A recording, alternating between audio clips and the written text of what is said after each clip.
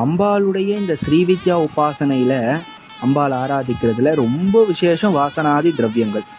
அதுலயும் இந்த சந்தனம் ரொம்ப விசேஷம். அம்பாளுடைய மேனியில பட்ட சந்தனம் அம்பாளுக்கு குளிர்ச்சியை தரா மாதிரி நம்மளையும் குழு குழு குழுன்னு அம்பாள் வச்சுப்பா.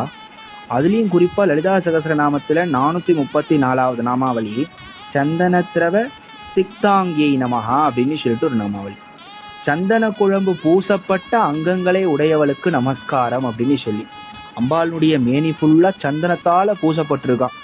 ஆக யாரு ஒருத்தன் அம்பாளுக்கு சந்தன காப்பு பூர்ண சந்தன காப்பு பண்ணி அம்பாளை ஆராதிக்கிறானோ அந்த சந்தனம் எந்த அளவுக்கு மனமா இருக்கோ அந்த திவ்ய மனம் போலயே தன்னுடைய வாழ்க்கையை அம்பாள் நல்ல சௌக்கியம் சொல்லக்கூடிய மனத்தால் அம்பாள் நிரப்புவா.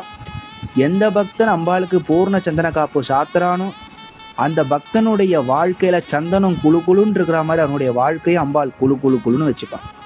இது உண்மை.